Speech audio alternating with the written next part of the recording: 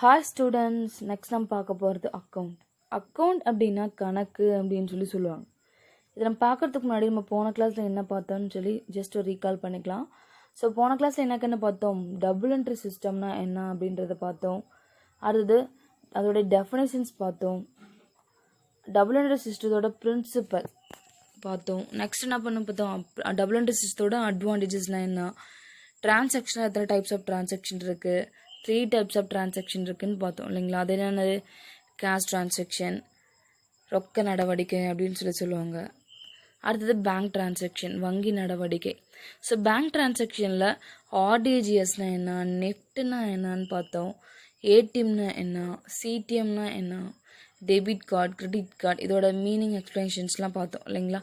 So last என்னக்குன்னு பார்த்தோம், credit transaction, கடன் நடவடிக்கை அப்படின்னு சொல்லி பார்த்தோம். ஸோ இப்போ நம்ம பார்க்க போகிறது அடுத்த டாபிக் பாருங்கள், அக்கௌண்ட். அக்கௌண்ட் அப்படின்னா கவனி, அக்கௌண்ட் அப்படின்னா கணக்கு அப்படின்னு சொல்லுவாங்க.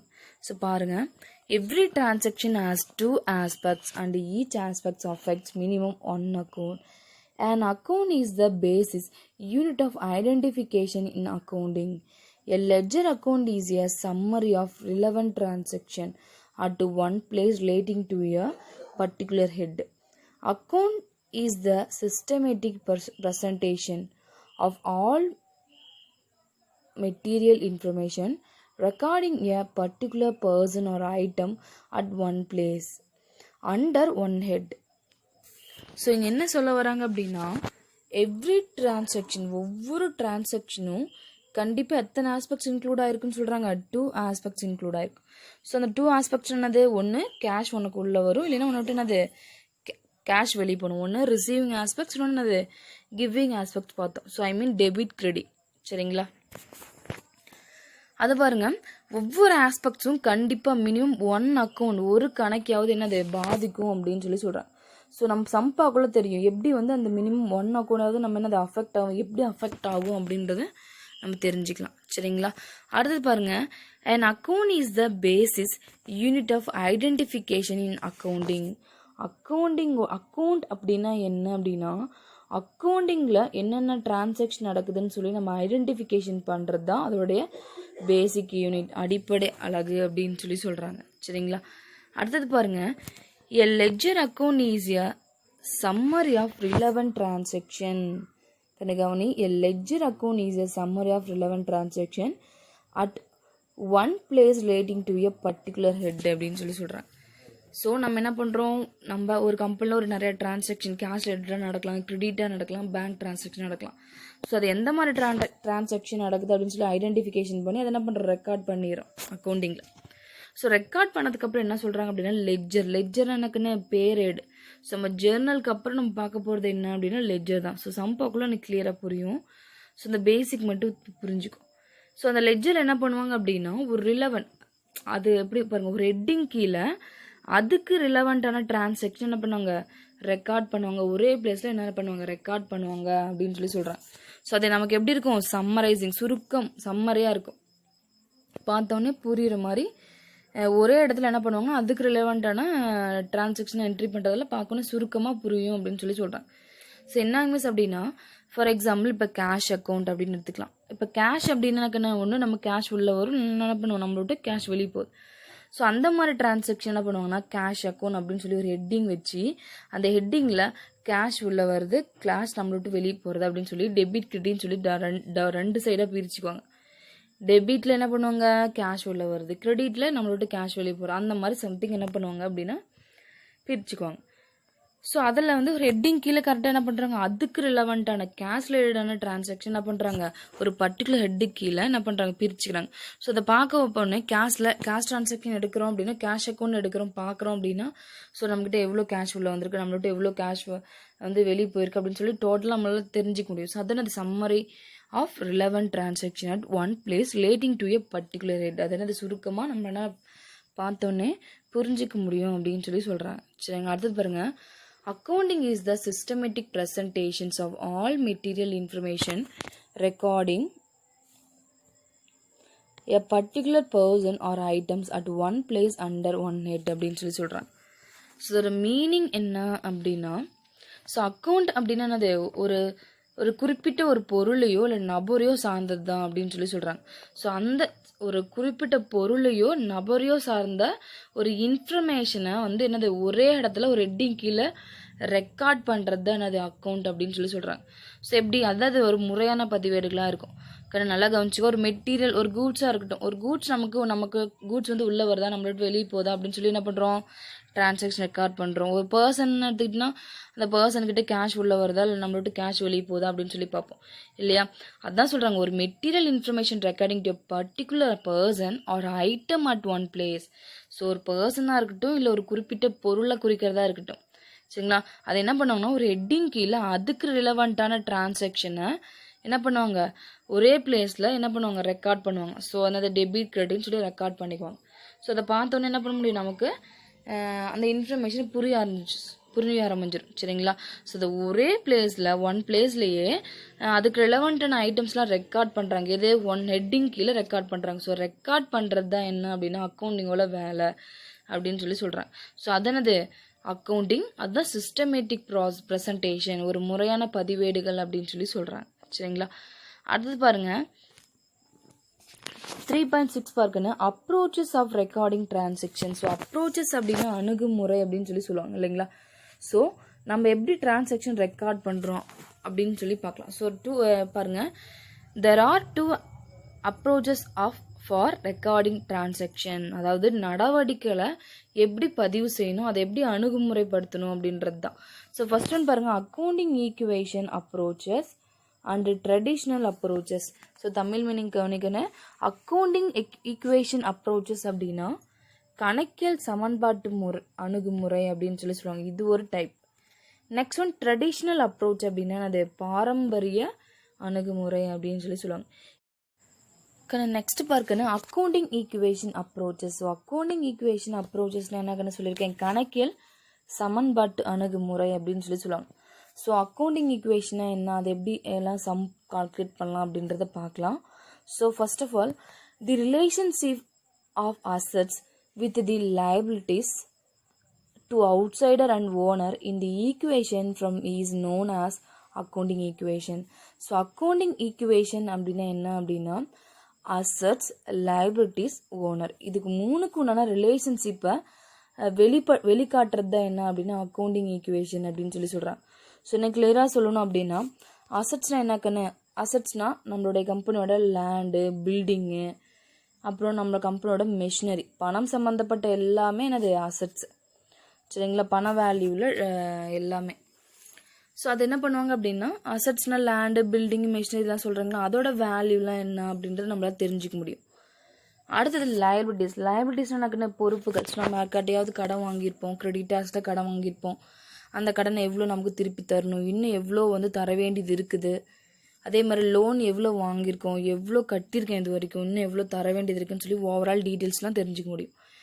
நெக்ஸ்ட் ஒன் ஓனர்ன்றது யார் கம்பெனியோட உரிமையாளர்.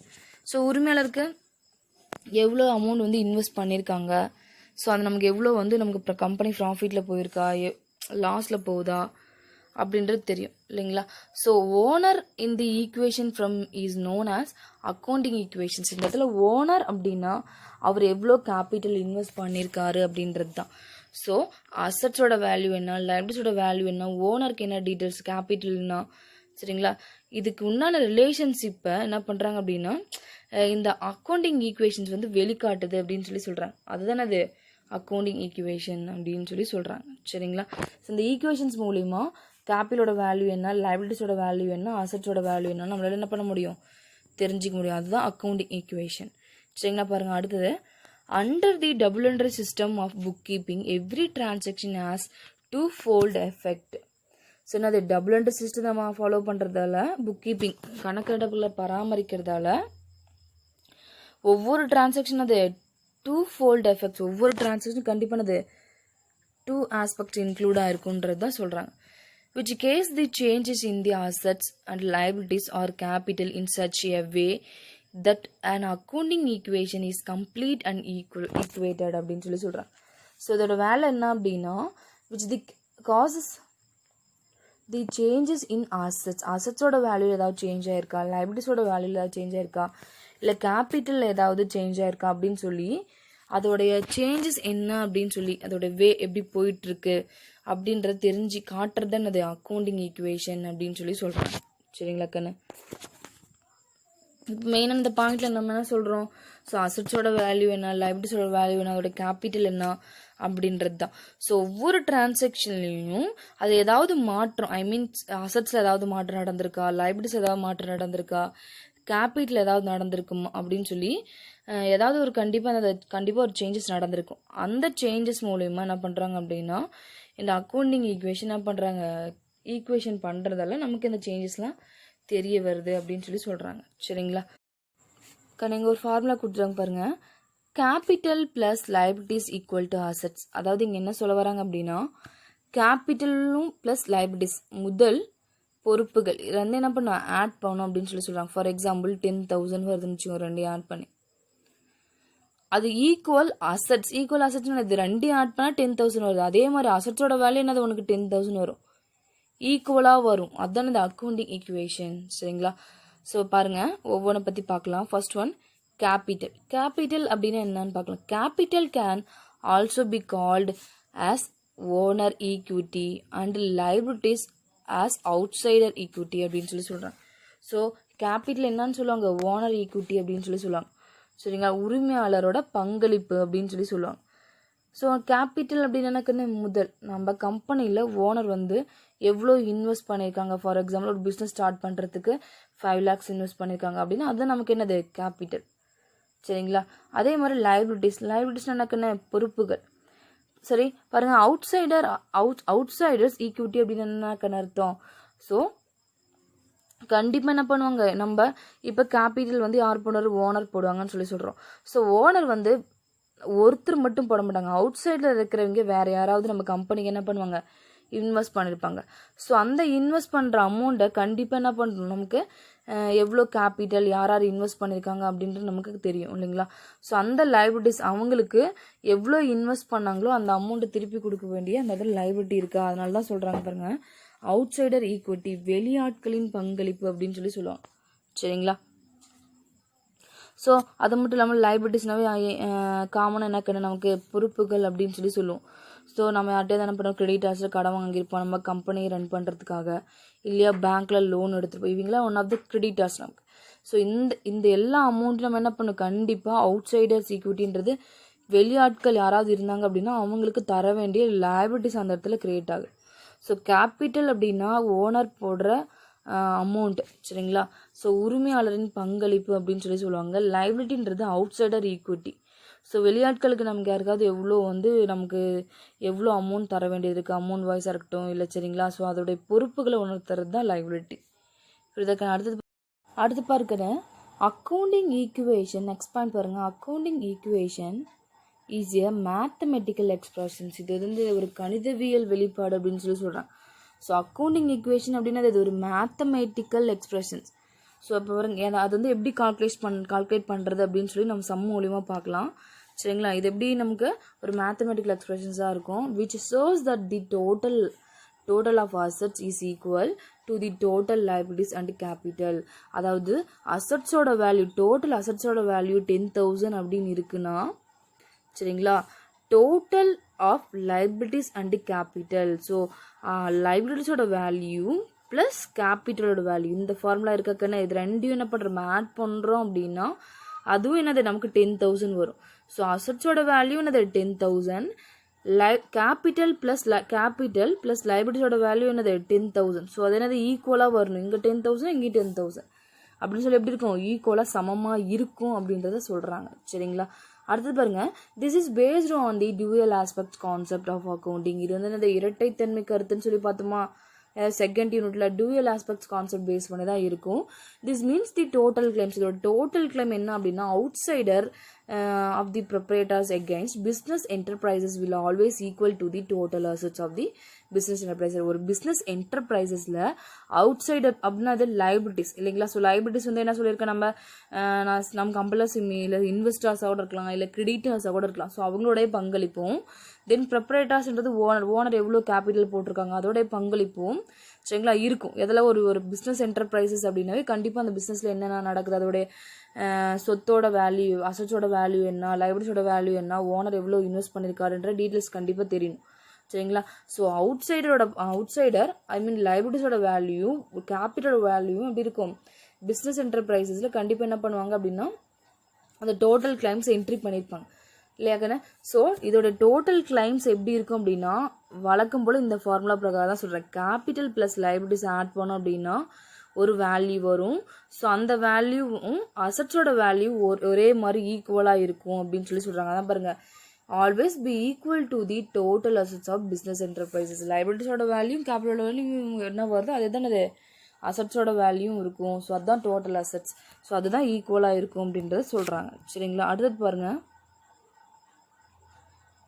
இதில் வந்து இன்னொரு ஃபார்முலா கொடுத்துருவோம் பாருங்கள். As the revenue and expenses will affects capital the expanded equations may be given as under அப்படின்னு சொல்கிறாங்க. ஸோ இதோட மீனிங் என்ன சொல்கிறாங்க அப்படின்னா இப்போ கேபிட்டலோட வேல்யூ, கேபிட்டல் அப்படின்னு எடுத்துகிட்டு அதில் ரெவென்யூஸ் வருவாயும் இருக்கும், எக்ஸ்பென்சஸ் செலவுகளும் இருக்கும். ஒரு கேபிட்டல் அப்படின்னா முதல் அதில் வந்து அந்த அமௌண்ட்டை வச்சு என்ன பண்ணுறாங்க, அந்த அமௌண்ட் மூலிமா நமக்கு வருமானம் வரும் இல்லையா, அந்த அமௌண்ட் வச்சு நம்ம என்ன பண்ணுவோம், செலவு பண்ணுவோம். ஸோ இந்த மாதிரி ஒரு கேபிட்டல் அஃபெக்ட் பண்ணுது எது அப்படின்னா ரெவென்யூஸும் எக்ஸ்பென்சஸும் அஃபெக்ட் பண்ணுது அப்படின்னு சொல்கிறாங்க. ஸோ அந்த கேபிட்டல் அதை வந்து அது பாதிக்கிறதால என்ன பண்ணுறாங்க அப்படின்னு கீழே வந்து என்ன பண்ணுறாங்க ஒரு ஈக்குவேஷன்ஸ் கொடுத்துருக்காங்க. அது என்னன்னு பாருங்கள். அசட்ஸ் அப்படின்னா சொத்துக்கள் அப்படின்னு சொல்லுவோம். ஸோ அசட்ஸ்னால் என்னது, கம்பெனியோட லேண்டு, பில்டிங் எக்ஸெட்ரா. ஸோ இந்த மாதிரி வேல்யூ இருக்கும். சரிங்களா. Equal liabilities plus capital plus revenues minus expenses. So அசட்ஸோட வேல்யூ 1. சரிங்களா. இதை 4 நீ கால்குலேட் பண்ணாதான் ஒரு வேல்யூ வரும். சரிங்களா. 100னா அசட்ஸோட வேல்யூ 100னா ஈக்குவலாக இருக்கும். புரியுதாமா. ஸோ லைபிலிட்டிஸ் அப்படின்றது நம்மளோட பொறுப்புகள், அது என்னென்னு உனக்கு தெரியும். கேபிட்டல்ன்றது ஓனர் இன்வெஸ்ட் பண்ணுறது. ரெவென்யூ அப்படின்றதுனா இந்த கேபிட்டல் மூலிமா நமக்கு எவ்வளோ ரெவென்யூஸ் வந்திருக்கு. இப்போ நம்ம பொருள் ஏதாவது தயாரிப்போம், ஸோ அதுக்கு ஏதாவது வருவாய் வரும் இல்லைங்களா. ஸோ நமக்கு ஏதாவது இப்போ சரக்கு விற்கிறது மூலிமா நமக்கு ஏதாவது வந்திருக்கலாம், இல்லையா நாம் ஏதாவது ஒரு பில்டிங் கட்டி வாடகை கொடுத்துருக்கணும், அந்த வாடகை நமக்கு வரும். ஸோ அதெல்லாம் தான் ரெவென்யூ, வருவாய் அப்படின்னு சொல்லுவாங்க. எக்ஸ்பென்சஸ் அப்படின்றது நம்மளுடைய செலவுகள். ஸோ எந்த மாதிரி செலவுகள், நம்ம வந்து நம்ம கம்பெனிக்காக என்ன பண்ணுறோம், சில கூட்ஸ்லாம் பர்ச்சேஸ் பண்ணலாம், இல்லையா யாருக்காவது சேலரி கொடுக்கலாம். ஸோ இந்த மாதிரி ரிலேட்டடாக. சரிங்களாக்கண்ணே. ஸோ இந்த ஃபார்முலா பிரகாரம் என்ன சொல்ல வராங்க அப்படின்னா அசட்ஸ் ஈக்குவல் டு, இதுதான் ஃபர்ஸ்ட் ஒன், அசட்ஸோட வேல்யூ வந்து நான் சொன்ன மாதிரி 100 rupees. இது ஒரு பார்ட். இது எல்லாத்தையும் கால்குலேட் பண்ணால் உனக்கு 100 வரணும். எப்படின்னு பாருங்க, லைபிலிட்டிஸோட வேல்யூ, கேபிட்டலோட வேல்யூ ஆட் பண்ணுற, ப்ளஸ் ரெவென்யூஸ் வேல்யூ ஏதாவது இருந்தால் ஆட் பண்ணுற, அதுலேருந்து எக்ஸ்பென்சிவ் லெஸ் பண்ண அப்படின்னா 100 வரும். ஸோ அப்போ அது ஈக்குவலாக இருக்குமா, அசட்ஸ் ஈக்குவல் டு இதெல்லாம் சேர்ந்தது தானே அது. சரிங்களா. Liabilities, capital, revenue less expenses. So அதனால் அது ஈக்குவலாக இருக்கும். பாருங்கள், அதை பாருங்கள். Therefore, under these approaches, accounts are classified into 5 categories. So அக்கௌண்ட்ஸை என்ன பாருங்கள் எத்தனை கேட்டகரியாக பிரிக்கிறாங்க, 5 கேட்டகரிஸாக பிரிக்கிறாங்க. சரிங்களா. ஸோ அக்கௌண்டிங் ஈக்குவேஷன்ஸில் டிஃப்ரெண்ட் அப்ரோச்சஸ் இருக்குது. அது எத்தனை அப்ரோச்சஸ் அப்படின்னா 5 கேட்டகரிஸ் இருக்குது. First one assets account, next one liabilities account, capital account, revenue account, expenses account. So ஒவ்வொன்றையும் என்ன பண்ணுறோம் அப்படின்னா டீட்டெயிலாக இப்போ பார்க்கலாம். அசட்ஸ்னால் என்ன, சரிங்களா. ஸோ அக்கௌண்ட் அப்படின்னா அது 5 பிரிவாக பிரிக்கலாம். 5 கேட்டகரிஸில் இருக்கு அக்கௌண்ட்ஸ் அப்படின்னா அது 5 கேட்டகரி. 1 மார்க்கில் கேட்பாங்க, அக்கௌண்ட் வந்து எத்தனை கேட்டகரியாக பிரிப்பாங்க அப்படின்னு சொல்லி கேட்டாங்கன்னா 5 categories. Accounts are classified into 5 categories அப்படின்னு சொல்லி எழுதணும். சரிங்களா. அடுத்தது பாருங்கள், first one assets account. Assets account அப்படின்னா சொத்து கணக்கு அப்படின்னு சொல்லுவாங்க. பாருங்கள், any physical thing or right own that has a monetary value is called assets. The assets are grouped and sold separately. For example, land and building account, plant and machinery account. assets அப்படின்னா என்ன அப்படின்னா monetary value தான் என்ன சொல்லுவாங்க அப்படின்னா assets. பண மதிப்புடைய எந்த ஒரு பொருளையும் என்ன சொல்லுவாங்க நம்ம assets தான் அப்படி சொல்லுவோம். சரிங்களா. ஏன் அப்படின்னா அதுதான் அது உரிமையாளரோட சொத்து அப்படின்னு சொல்றாங்க. ஓன் ரைட்ஸ், அதோடைய உரிமையோட சொத்து.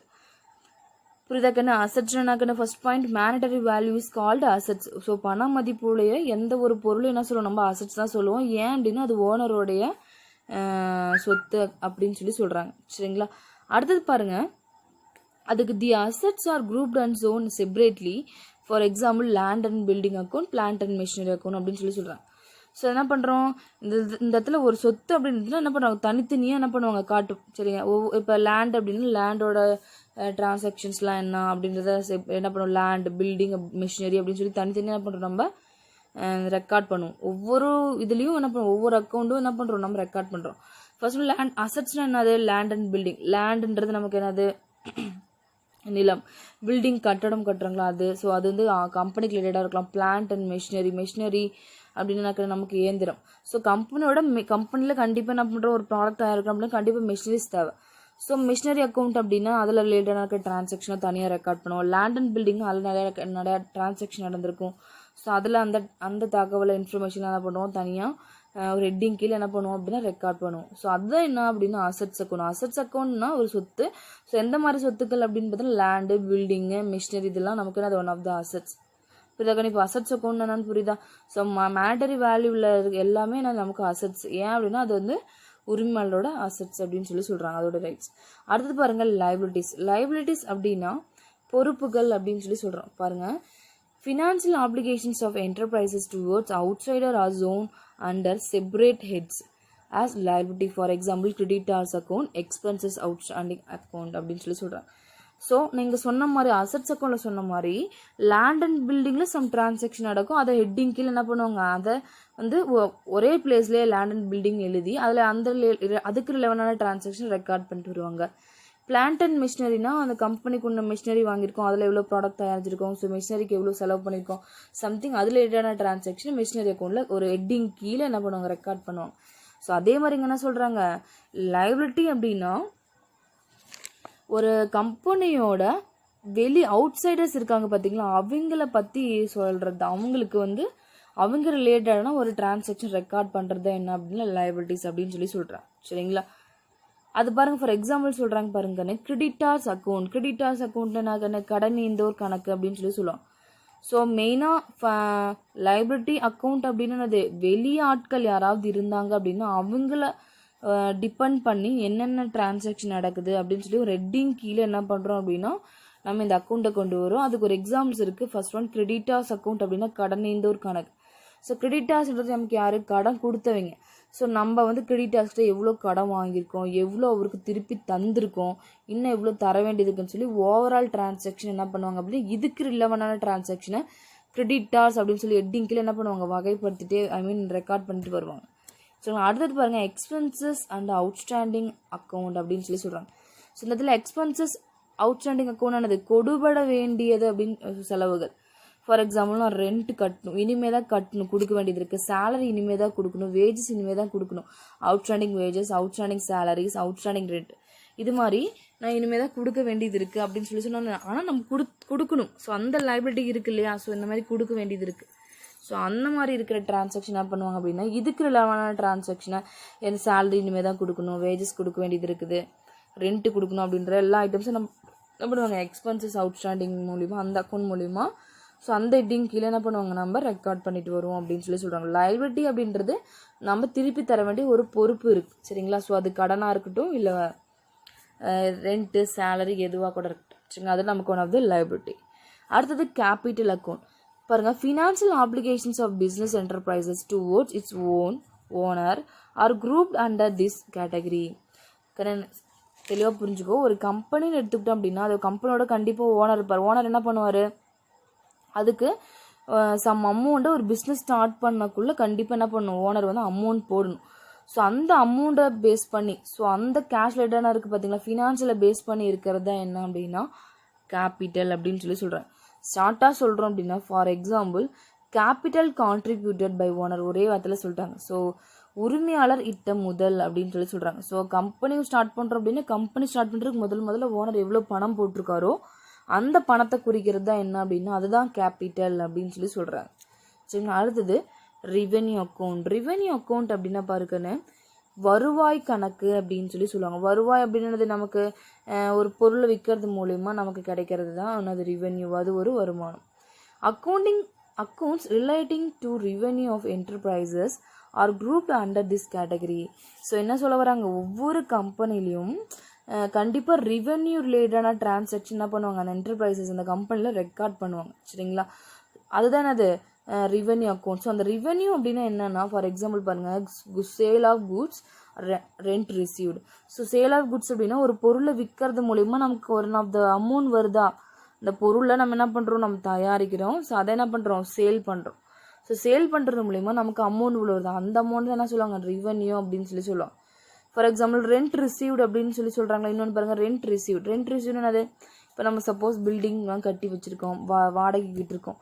ஸோ நம்ம என்ன பண்ணுறோம், நம்மளோட அமௌண்ட் நிறைய இன்வெஸ்ட் பண்ணி அந்த பில்டிங்கை கட்டுறோம். ஸோ அந்த பில்டிங் மூலிமா நமக்கு ஒன் ஆஃப் த ரெவென்யூ கிடைக்குது, வருவாய் கிடைக்குது அப்படின்னா அது என்ன, ரெண்ட் மூலிமா நமக்கு கிடைக்குது.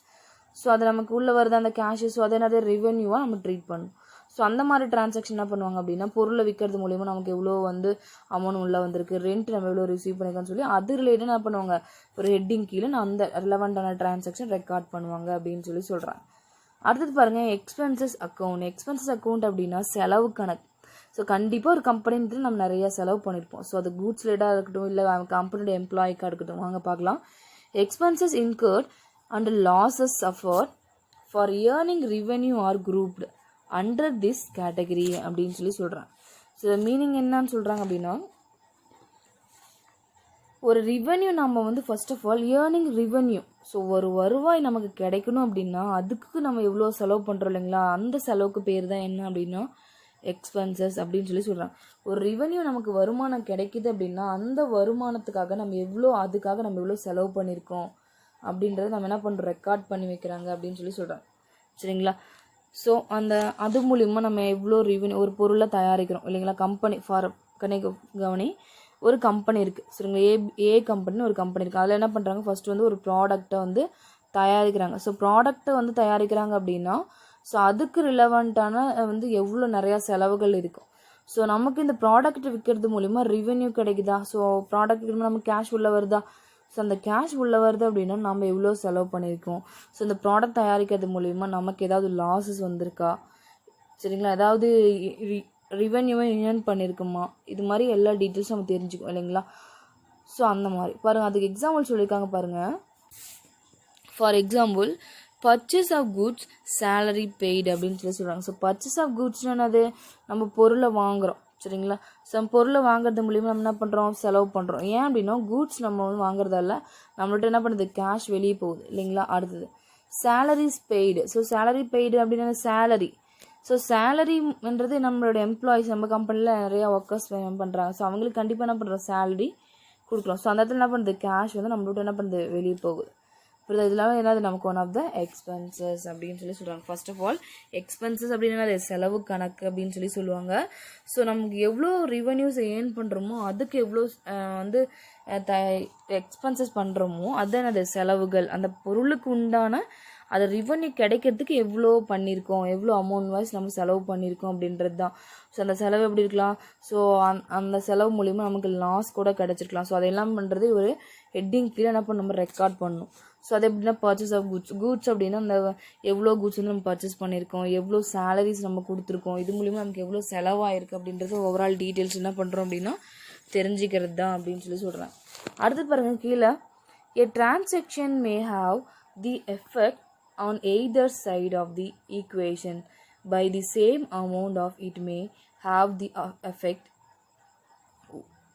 on one side of the equation only by both increasing and decreasing it by an equal amount அப்படின்னு சொல்கிறேன்.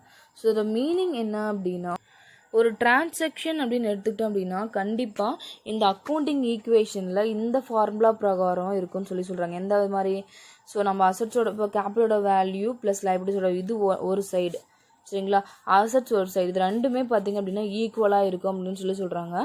ஸோ ஃபார் எக்ஸாம்பிள் ஒவ்வொரு டிரான்சாக்ஷன்லேயும் பாருக்கன்னு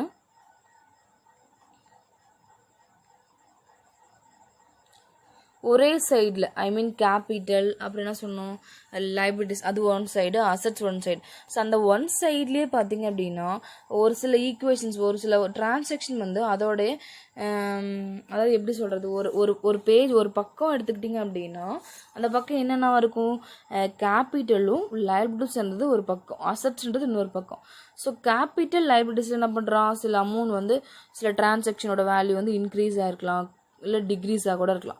ஸோ அந்த டிரான்சாக்ஷன் மூலிமா அதோடைய மதிப்பு உயரவும் செய்யலாம் குறைவாகவும் இருக்கலாம். ஸோ அந்த மாதிரி டிரான்சாக்ஷன் என்னென்ன அப்படின்னு சொல்லி கீழே பாயிண்டாக கொடுத்துருக்காங்க வாங்க பார்க்கலாம். ஸோ அதுதான் என்னது நமக்கு ஈக்குவல் அக்கௌண்ட். ஸோ அசட்ஸோட வேல்யூ என்ன பண்ணலாம் இன்க்ரீஸாக இருக்கலாம் இல்லை டிக்ரீஸாகவும் ஆகலாம். அதே மாதிரி லைபிலிட்டிஸ் ப்ளஸ் கேபிட்டலோட வேல்யூ என்ன பண்ணலாம் இன்க்ரீஸாகவும் ஆகலாம் டிக்ரீஸாகவும் ஆகலாம். ஸோ அதோட மதிப்பு குறையலாம் ஏற்றலாம். ஸோ ஒவ்வொரு டிரான்சாக்ஷன் ரிலேட்டடாக தான் அது அமையும் அப்படின்னு சொல்லி சொல்கிறாங்க. ஸோ ஆக மொத்தம் இங்கே என்ன சொல்ல வராங்க அப்படின்னா அசட்ஸோட வேல்யூவும் ஈக்குவல் அசட்ஸோட வேல்யூவும் ப்ளஸ் லைபிலிட்டிஸ் ப்ளஸ் கேபிட்டலோட வேல்யூ எப்படி இருக்கணும் ஈக்குவலாக இருக்கும் அப்படின்னு சொல்லி சொல்கிறாங்க. ஸோ அதை எப்படின்னு பார்க்கலாம். ஃபர்ஸ்ட் ஒன் எப்படி இன்க்ரீஸ் ஆகுது டிக்ரீஸ் ஆகுது ஒரே சைடில் அப்படின்னு பார்க்கலாம். First one increasing in capital and increasing in assets. கண்ணு இதெல்லாம் பேசிக்காக நீ தெரிஞ்சுக்கோ சம் போடக்குள்ள தான் உனக்கு புரியுதா.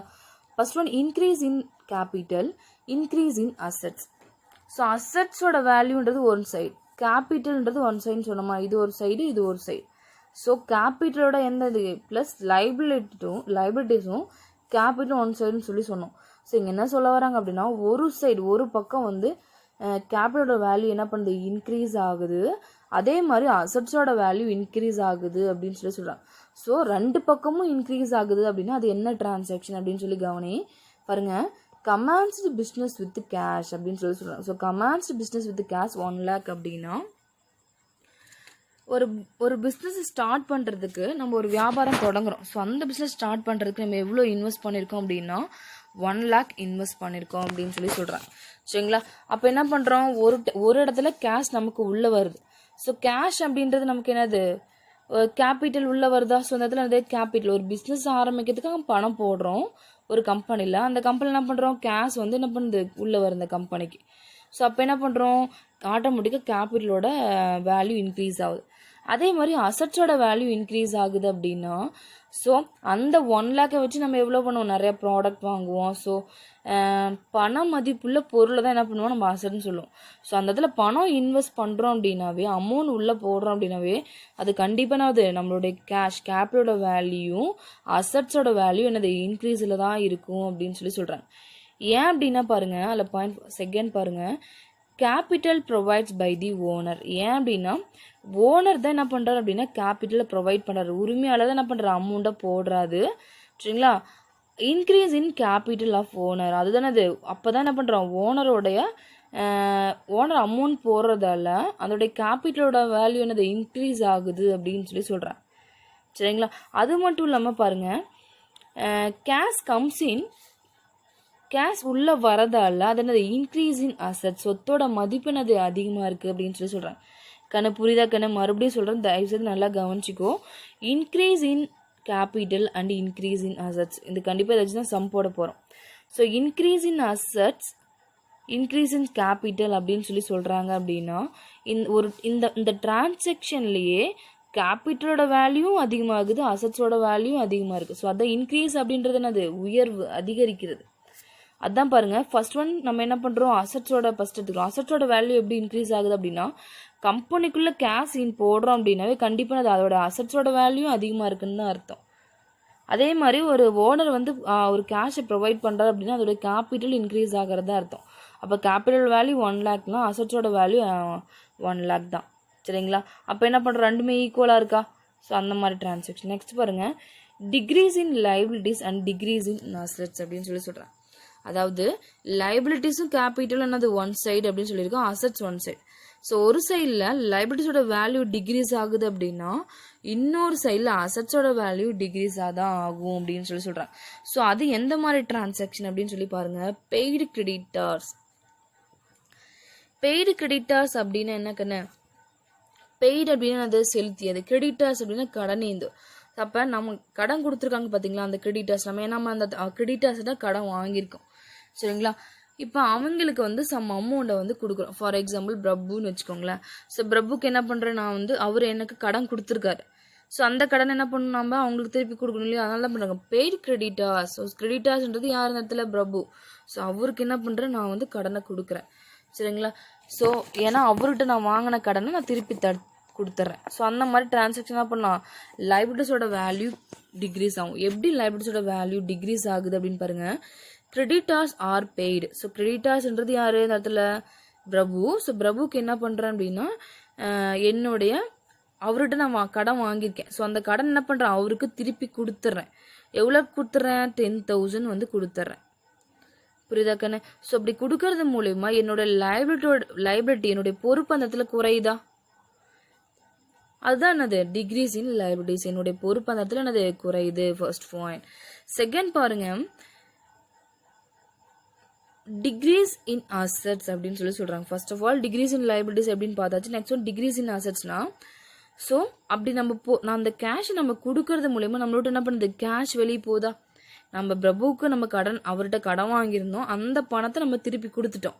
சரிங்களா? அப்போ நம்மளோட லைபிலிட்டியோட வேல்யூ என்ன பண்ணுது, குறையுது. பட் கேஷ் நம்மளோட வெளியே போகிறதில்ல. நம்மளோட அசட்ஸ், பணம் சம்மந்தப்பட்டது எல்லாமே நமக்கு அசட்ஸ் தான். ஸோ அப்போ என்ன பண்ணுறோம், கேஷ் நம்மளுக்கு வெளியே போகிறதால அசட்ஸோட வேல்யூ என்ன பண்ணுது, டிக்ரீஸ் ஆகுது அப்படின்னு சொல்கிறாங்க.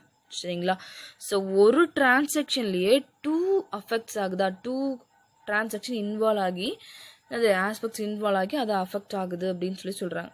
ஸோ அந்த மாதிரி டிரான்சாக்ஷன் தான் பார்த்துருக்கோம். அதனால தான் பாருங்கள், இப்போ லைபிலிட்டிஸோட வேல்யூ என்னது, கிரெடிட்டார்ஸ்க்கு 10,000 போகிறோம், லெஸ்ஸில் காட்டுறோம். அசட்ஸோட வேல்யூ நம்மளை விட்டு போகுது, லெஸ். ஏன் அப்படின்னு நம்மளை விட்டு வெளியே போகுது. புரியுதா? இந்த டிரான்சாக்ஷனில் பார்த்தீங்க அப்படின்னா cash comes in increase in assets. அசட்ஸோட வேல்யூ என்னது, கேஷ் உள்ளே வருது. ஸோ கேஷ் நமக்கு உள்ளே வருது அப்படின்னு நமக்கு ப்ளஸ் தானே. ஸோ ஓனர் கேபிட்டல் இன்வெஸ்ட் பண்ணாலும் என்னது, கேபிட்டலோட வேல்யூ என்னது அதிகமாக இருக்குது. ஸோ அதுவும் என்னது ப்ளஸ் தான். ஸோ அதனால தான் பாருங்கள், கேபிட்டலோட வேல்யூ ப்ளஸ்ஸு, கேஷோட வேல்யூ ப்ளஸ். ஸோ என்னது, அதனால தான் கேபிட்டல் இன்க்ரீஸ் இன் அசட்ஸ் அப்படின்னு சொல்கிறாங்க. அடுத்தது பார்த்தீங்க அப்படின்னா degrees in liabilities, degrees in assets. ஒரு டைம் உன்னோட லைபிலிட்டி வந்து குறையுது அப்படின்னாலும் அசட்ஸோட வேல்யூ அந்த இடத்துல குறையிற மாதிரி டிரான்சாக்ஷன் அப்படின்னா எது, பெய்டு கிரெடிட்டார்ஸ். ஸோ அதில் தான் என்ன பண்ணுறாங்க, கிரெடிட்டார்ஸோட வேல்யூ விட்டு என்ன பண்ணுறோம், கிரெடிட்டார்ஸ்க்கு பொறுப்பு குறையுது. ஸோ என்ன பண்ணுறோம், 10,000 கொடுக்க வேண்டியது 10,000 கொடுத்துறப்ப எதுவுமே இல்லை, லெஸ். சரிங்களா? அப்புறம் கேஷ் என்னது, நம்மளோட அசட்ஸ் நம்மளோட கேஷ் வெளியே போகுது 10,000. ஸோ அதுவும் என்னது நமக்கு ஒன் ஆஃப் த லெஸ், ஏன்னா நம்மளை விட்டு கேஷ் வெளியே போகுது அப்படின்றதால. நெக்ஸ்ட் பாருங்க, இன்னொரு டிரான்சாக்ஷன் கொடுத்துருக்காங்க. இப்போ நம்ம பாயிண்டாக பார்க்கறது எதுக்காக அப்படின்னா, ஒவ்வொரு டிரான்சாக்ஷனும் எப்படி அஃபெக்ட் ஆகுது, எப்படி 2 விதமான அக்கௌண்ட்ஸை வந்து ஒர்க் ஆகுது அப்படின்றத பார்க்கறது தான். அடுத்தது பாருங்க, bought furniture costing 5,000 by paying cash அப்படின்னு சொல்கிறாங்க. ஸோ இதில் பாட் அப்படின்றது என்னென்னா பர்ச்சேஸோட மீனிங் தான். ஸோ பர்ச்சேஸ்னாலும் ஒன்று தான், பாட் அப்படின்னாலும் ஒன்று தான். சரிங்களா? ரெண்டுமே அது மீனிங், வாங்கியது அப்படின்றது தான் meaning. So bought furniture costing 5,000 by paying cash அப்படின்னது 5,000 மதிப்புள்ள நீ ஒரு சரக்கை, ஃபர்னிச்சர் என்னதான் பண்ணுற, 5,000 ரூபா அந்த ஃபர்னிச்சர். ஸோ அதை என்ன பண்ணுற, கேஷை கொடுத்து, பேயிங் கேஷ் அப்படின்னது கேஷை கொடுத்து அந்த பொருளை வாங்குற. ஸோ நல்லா கவனிச்சு வைக்கணும், டிக்ரீஸ் இன் ஒன் அசட்ஸ், ஒரு அசட்ஸோட வேல்யூ என்ன பண்ணும், டிக்ரீஸ் ஆகும். இன்க்ரீஸ் இன் அனதர் அசட்ஸ், அசட்ஸோட வேல்யூ அதிகமாக இருக்கும். ஸோ இங்கே என்ன சொல்கிறாங்க, ஒரே பக்கம். ஸோ அசட்ஸை மட்டும்தான் நம்ம பார்க்குறோம். அதில் என்ன பண்ணுறாங்க, இதில் வந்து இந்த டிரான்சாக்ஷன் மூலிமா இன்க்ரீஸ் ஆகும், அசட்ஸோட வேல்யூ அது குறைவாக ஆகும்னு சொல்கிறாங்க. ஸோ அந்த மாதிரி தான் பார்க்குறோம். பாட் ஃபர்னிச்சர் காஸ்டிங் 5,000 பேயிங் கேஷ் அப்படின்னா, first one, furniture comes in increase in assets. Furniture அப்படின்றது என்னது, ஒரு பொருளை வாங்குறோம் அப்படின்னா அந்த பொருள் என்னது, நம்மளுடைய அசட்ஸ். அது நமக்கு உள்ளே வருது அப்படின்னா நமக்கு என்னது, அந்த அசட்ஸோட வேல்யூ இன்க்ரீஸாக இருக்குன்றது தான் அர்த்தம். ஏன் அப்படின்னா ஃபர்னிச்சர் கம்ஸ் இன், அதோடைய பொருள் நமக்கு உள்ளே வருது. அப்போ உள்ளே வந்தா அப்படின்னா இது நமக்கு என்னது, ஃபர்னிச்சர்ன்றது அசட்ஸ். அசட்ஸோட வேல்யூ உள்ளே வருது அப்படின்னா 5,000 மதிப்புள்ள அசட்ஸ் உள்ளே வருது அப்படின்னா அது நம்மளோட அசட்ஸோட வேல்யூ இன்க்ரீஸாக இருக்குது அப்படின்னு அர்த்தம். நெக்ஸ்ட் டிரான்சாக்ஷன் பாருங்க, cash goes out degrees in assets அப்படின்னு சொல்கிறோம். கேஷ் கோஸ் அவுட்னது, கேஷ் அப்படின்றது நமக்கு பணம். ஸோ இந்த ஃபர்னிச்சர் வாங்குறது மூலிமா ஃபர்னிச்சர் நமக்கு என்னவோ உள்ளதான் வருது. பட் இந்த ஃபர்னிச்சர் வாங்குறது மூலிமா அது நம்ம கேஷ் நம்மளை விட்டு வெளியே போகுது அப்படின்னு சொல்கிறாங்க. ஸோ அப்படி வெளியே போகுது அப்படின்னா கேஷ்னாவே அசட் சைடு தான் வரும். ஸோ அப்போ என்னது, டிக்ரீஸ் இன் அசட்ஸ். ஒரு பக்கம் நம்மளை விட்டு கேஷ் வெளியே போகுது, ஒரு பக்கம் கூட்ஸ் உள்ளே வருது. ஸோ ரெண்டுமே அசட்ஸ் தான். சரிங்களா? அதனால தான் என்ன பண்ணணும், அசட்ஸோட வேல்யூ இன்க்ரீஸ் ஆகுது ஒரு பக்கம் என்ன இப்போ இந்த டிக்ரீஸ் ஆகுது அப்படின்னு சொல்கிறான். ஸோ அப்போ என்ன அர்த்தம் அந்த இடத்துல லைபிலிட்டிஸ்ன்றதுல எதுவுமே இருக்காது, ஒன்லி அசட் சைடு தான் காட்டுறாங்க. ஸோ அசட் சைடில் கேஷ் ப்ளஸ் ஃபர்னிச்சர் அப்படின்னு சொல்லி கேஷ் நம்மளை விட்டு வெளியே போகுது, ஃபர்னிச்சர் வந்து நமக்கு உள்ளே வருது. ஸோ கேஷ் நம்மளை விட்டு வெளியே போகுது அப்படின்னா நம்ம என்ன பண்ணுறோம் அந்த இடத்துல லெஸ் 5,000 அப்படின்னு சொல்லி காட்டுறோம். ஏன் அப்படின்னா நம்மளை விட்டு கேஷ் வெளியே போகுது அப்படின்னா மைனஸ், நம்ம கேஷ் உள்ளே வருது அப்படின்னா நமக்கு என்னது ப்ளஸ். ஸோ அப்போ என்ன இடத்துல என்ன ப்ளஸ், எதுக்கு 5,000 ப்ளஸ் போகிறோம் அப்படின்னா ஃபர்னிச்சரும் நமக்கு என்னது உள்ளே வருது அப்படின்னு சொல்லி சொல்கிறாங்க. சரிங்களா. அடுத்த பாயிண்ட் பாருங்க, decrease in one liability and increase in another liability. அதாவது லைபிலிட்டி அப்படின்னா நம்மளுடைய பொறுப்புகள். ஸோ ஒரு பக்கம் நம்மளுடைய பொறுப்பு என்னது குறைவாக டிக்ரீஸ் ஆகுது, இன்னொரு பக்கம் அதே லைபிலிட்டி வந்து என்னது இன்க்ரீஸ் ஆகுது. ஸோ அந்த மாதிரி டிரான்சாக்ஷன் என்ன அப்படின்னு பார்க்கலாம். பாருங்கள், accepted a bill drawn by கிரெடிட்டார்ஸால் எழுதப்பட்ட ஒரு பில்லு. சரிங்களா, அதை நம்ம என்ன பண்ணுறோம் அக்செப்ட் பண்ணிக்கிறோம். எதுக்காக அப்படின்னா இந்த இதில் கிரெடிட்டார்ஸ்னு சொல்லி யாருக்குன்னு சொல்கிறோம், பிரபுன்னு சொல்லணுமா. ஸோ பிரபு என்ன பண்ணுறாரு, பிரபு கிட்ட நான் 10,000 வந்து என்ன பண்ணியிருக்கேன் கடன் வாங்கியிருக்கேன். ஸோ அவர் என்ன பண்ணுறாரு, எனக்கு ஒரு பில்லு கொடுக்குறாரு. அந்த பில்லில் என்ன கொடுக்குறாரு அப்படின்னா நீங்கள் எனக்கு 10,000 வந்து என்ன பண்ணணும், நீங்கள் எனக்கு திருப்பி தர வேண்டிய பொறுப்பு உங்ககிட்ட இருக்குது அப்படின்னு சொல்லி சொல்கிறாங்க. சரிங்களா, இப்போ 10,000 நம்ம கம்பெனிக்குள்ளே வருது, நம்ம பிரபுக்கிட்ட கடன் வாங்கிட்டோம், அந்த 10,000 கம்பெனிக்குள்ளே வருது. இப்போ நம்ம கம்பெனிக்குள்ளே நம்ம 10,000 நம்ம கடன் வாங்கியிருக்கோம் அப்படின்னா அந்த இடத்துல நம்ம திருப்பி தரணும் இல்லைங்களா அந்த 10,000. ஸோ அந்த இடத்துல என்ன பண்ணுது, நம்மளுடைய லைபிலிட்டி என்னது இன்க்ரீஸ் ஆகுது. ஏன் அப்படின்னா அந்த 10,000 நம்ம தரணும் இல்லைங்களா, அதனால இந்த இன்க்ரீஸ் இன் அனதர் லைபிலிட்டி அப்படின்னு சொல்லி சொல்கிறேன். ஸோ பில்ஸ் பேயபிள் அரைசஸ் அப்படின்னா இந்த இடத்துல பில்ஸ் பேயபிள் அப்படின்னா செலுத்துவதற்குரிய மாற்றுச்சீட்டு. ஸோ நம்ம எவ்வளோ செலுத்தணும் அந்த வவுச்சரை, அந்த பில்லு அக்செப்ட் பண்ணுறோம் இல்லையா, அந்த பில்லில் எவ்வளோ இருக்குது 10,000 இருக்குது. ஸோ அந்த 10,000 நம்ம என்ன பண்ணணும் கொடுக்கணும். ஸோ கொடுக்கறதால அந்த இடத்துல நம்மளோட லைபிலிட்டி என்னது இன்க்ரீஸாக இருக்குது, ஏன்னா நம்ம தந்து ஆகணும். ஸோ அந்த இடத்துல நம்மளுடைய பொறுப்பு இருக்குது இன்க்ரீஸாக இருக்குது. இப்போ புரியுதாக்கான ஒரு பக்கம் என்ன பண்ணுது இன்க்ரீஸோட லைபிலிட்டியோட வேல்யூ என்னது இன்க்ரீஸ் ஆகுது இல்லைங்களா, லைபிலிட்டியோட வேல்யூ இன்க்ரீஸ் ஆகுது. இன்னொரு இடத்துல பாருங்கள், டிக்ரீஸ் இன் ஒன் லைபிலிட்டி, அதே லைபிலிட்டியோட வேல்யூ ஒரு இடத்துல ஏன் டிக்ரீஸ் ஆகுது அப்படின்னா பாருங்கள், ரிடக்ஷன் இன் கிரெடிட்டார்ஸ் வந்து நமக்கு என்ன பண்ணுறாங்க, அவங்க மூலியமாக கிரெடிட்டார்ஸ் மூலியமாக நமக்கு ஒரு பில் அனுப்பிட்டார். ஸோ அந்த பில் அக்செப்ட் பண்ணிக்கிட்டோம், அதை நமக்கு என்னது நம்மளோட லைபிலிட்டி அந்த இடத்துல என்னது அதிகமாக இருக்குது, ஏன்னா தரணும், இன்னும் தரல பட் தரணும் அப்படின்றது நம்ம என்ன பண்ணுறோம், நம்ம கடன் வாங்கினாலும் நம்ம அந்த பில்லை அக்செப்ட் பண்ணிக்கிட்டோம், அதை நம்ம திருப்பி தரணும். நெக்ஸ்ட் கிரெடிட்டார்ஸோட வேல்யூ என்ன பண்ணுறது, அது கிரெடிட்டார்ஸுக்கு வந்து அந்த பில்லு நம்ம கொடுக்கறது மூலிமா அவருடைய லைபிலிட்டி என்னது டிக்ரீஸ் ஆகுது, குறையுதா. ஏன்னா நம்ம அவ்வளோதான்ப்பா, நீ எனக்கு 10,000 கொடுக்கணும், அதுக்கு உண்டான பில் இருந்தா அப்படின்னு சொல்லி அவர் என்ன எழுதி கொடுத்துட்டார். ஸோ அவருடைய பொறுப்பு அந்த இடத்துல கம்மியாகுது, நம்மளுடைய பொறுப்பு என்னது அதிகமாக இருக்குது அப்படின்னு சொல்லி சொல்கிறாங்க. அதெல்லாம் பாருங்கள், லைபிலிட்டி ஈக்குவல் டு அசட்ஸ். சரி, அசட்ஸ் வேறு லைபிலிட்டிஸ் வேறு. ஸோ ரெண்டும் ஈக்குவலாக தான் இருக்கும் பாருங்கள் எப்படின்ட்டு. பாருங்கள், ஒரு பக்கம் பில்ஸ் பேயபிள்ன்றது அந்த பில்லு நம்ம அக்செப்ட் பண்ணிக்கிறோம், எவ்வளோ அக்செப்ட் பண்ணிக்கிறோம் 10,000. இப்போ 10,000 நம்ம கடன் வாங்கியிருக்கோம், அது நம்ம ஃபுல்லாக அப்படியே இருக்குது, நம்ம அவருக்கு திருப்பி தரணும். பட் கிரெடிட்டார்ஸோட வேல்யூ, கிரெடிட்டார்ஸோட மதிப்பு என்ன 10,000 குறையுது. ஸோ அதில் லைபிலிட்டிஸோட வேல்யூ டிக்ரீஸ் ஆகுது. ஸோ டிக்ரீஸ் ஆகுது அப்படின்னா ஆட்டோமேட்டிக்காக அது 10,000 குறையும். சரிங்களா, அதான் அது ஈக்குவல் டு அசட்ஸ் அப்படின்னு சொல்லி சொல்கிறாங்க. ஸோ இதெல்லாம் நமக்கு ஒன் ஆஃப் த ஃபார்முலா. புரியுதா கண்ணு. அடுத்தது பாருங்கள், transaction affecting more than 2 accounts. ஒரு டிரான்சாக்ஷன் இருக்குது அப்படின்னா இரண்டிற்கு மேற்பட்ட ஒரு கணக்கு இருக்குது அப்படின்னா அது என்னது, அந்த டிரான்சாக்ஷன் என்னது அஃபெக்ட் பண்ணும் அப்படின்னு சொல்லி சொல்கிறாங்க. ஸோ 2 சம்மந்தப்பட்ட டிரான்சாக்ஷன் அந்த 2 அஃபெக்ட்ஸ் என்னன்னு பார்க்கலாமா. ஸோ பாருங்கள், goods costing 30,000 sold for 40,000. நல்லா புரிஞ்சுக்கோ.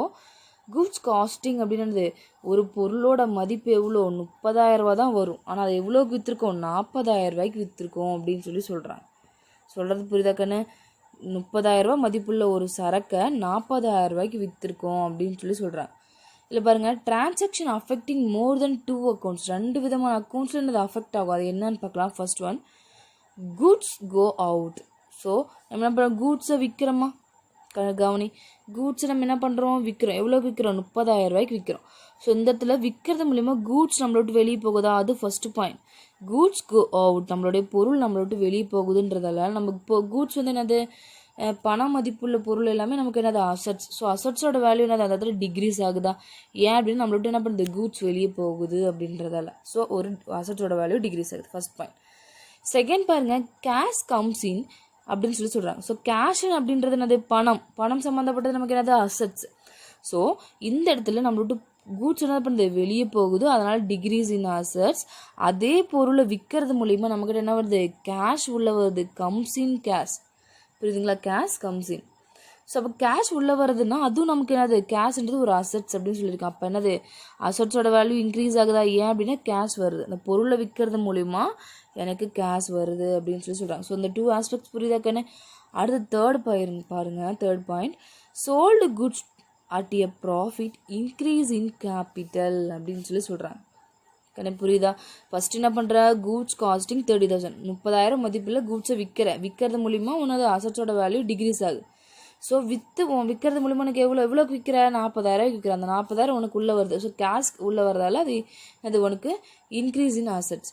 ஸோ 30,000 மதிப்புள்ள கூட்ஸை 40,000 விற்றுக்க அப்படின்னா அந்த இடத்துல எவ்வளோ உனக்கு ப்ராஃபிட்டு, 10,000, 10,000 ப்ராஃபிட் வருது இல்லைங்களா? ஸோ அந்த ப்ராஃபிட் எதோட இன்க்ளூட் ஆகிருக்கும், கேபிட்டலோட இன்க்ளூட் ஆகிருக்கும் அப்படின்னு சொல்கிறேன். புரியுதாக்கண்ணா? அப்போ கேபிட்டலோட இன்க்ளூட் ஆகிருக்கும் அப்படின்னா அது கேபிட்டல் வேல்யூவோட சேர்ந்துக்கும். அப்போ பாருங்கள், sold goods to at a profit, ஒரு பொருளை நீ 40,000 விற்கிறது மூலிமா 30,000 பொருளை நீ 40,000 விற்றுருக்க. அந்த இடத்துல உனக்கு எவ்வளோ ப்ராஃபிட் வருது, 10,000 வருது. அப்போ என்னது நம்மளுடைய கேபிட்டலோட வேல்யூ இன்க்ரீஸ் ஆகுது. So increase in capital. So அதனால தான் பாருங்கள், liabilities plus capital one side, சரிங்களா, அசட்ஸ் வந்து ஒன் சைடுன்னு சொன்னாங்க. இது ஒரு பக்கம் அது ஒரு பக்கம்னு சொன்னேன், சரிங்களா. இப்போ இந்த பக்கத்தில் பாருங்கள், லைபிலிட்டிஸோட வேல்யூ எதுவுமே எது இருந்தால் அதை என்ன பண்ணணும், ஆட் லெஸ் பண்ணணும். இங்கே வந்து கேபிட்டல் வந்து என்ன பண்ணுறோம், ஆட் பண்ணுறோம். எதுக்கு ஆட் பண்ணுறோம் அப்படின்னா நமக்கு ப்ராஃபிட் வருதா 10,000, அதனால் ஆட் பண்ணுறோம். அசட்ஸில் என்ன பண்ணுறோம் அப்படின்னா கேஷ் நமக்கு 40,000 உள்ளே வருது. தெளிவாக புரிஞ்சு வைக்கணும். கேஷ் என்ன பண்ணுறது, நமக்கு 40,000 உள்ளே வருது. பட் ஸ்டாக் அப்படின்றது என்னது, பொருள், கூட்ஸ் விற்கிறோமா 30,000 விற்றுட்டோம். ஸோ அந்த இடத்துல என்னது கூட்ஸ் நம்மளை விட்டு வெளியே போகுது, அதனால் மைனஸ். பட் விற்கிறது மூலிமா நமக்கு கேஷ் உள்ள வருது. எவ்வளோ வருது, 40,000 உள்ள வருது, அதனால் நமக்கு ப்ளஸ்ஸு. ஸோ இது ரெண்டு மூலிமா நமக்கு லாபம் எவ்வளோ கிடைக்குது, 10,000. அதனால் நமக்கு கேஷ் உள்ள வருதா 10,000 அதிகமாக. ஸோ அதனால் நமக்கு ப்ளஸ்ஸு. ஸோ இப்போ நாங்கள் காட்டுற ஒவ்வொரு டிரான்சாக்ஷனும் எதை பற்றி அப்படின்னா, ஸோ அசட்ஸு ஒரு பக்கம், லைபிலிட்டிஸ் கேபிட்டல் ஒரு பக்கம். ஸோ ஒவ்வொரு பக்கத்துலேயும் எப்படி வந்து அஃபெக்ட் ஆகுது, ஸோ எப்படி லைபிலிட்டியோட வேல்யூ எப்படி இன்க்ரீஸ் ஆகுது, எப்படி அசட்ஸோட வேல்யூ இன்க்ரீஸ் ஆகுது, எந்த டிரான்சாக்ஷன் என்னென்ன சம்மந்தப்பட்டது அப்படின்னு சொல்லி பார்க்கறது தான், சரிங்களா. ஸோ இப்போ புரிதாக்கண்ணே, எப்படி நம்ம வந்து ஒரு டிரான்சாக்ஷனாக அக்கௌண்டிங் ஈக்குவேஷனில் ரெக்கார்ட் பண்ணுறது அப்படின்றது பேசிக்காக பார்த்தாச்சு. ஸோ நம்ம அடுத்த கிளாஸில் என்ன பார்க்க போகிறோம் அப்படின்னா, இதை வச்சு எப்படி சம் போடுறது அப்படின்றத பார்க்கலாம். ஓகே அம்மா? ஓகே கண்ணு, தேங்க்யூ.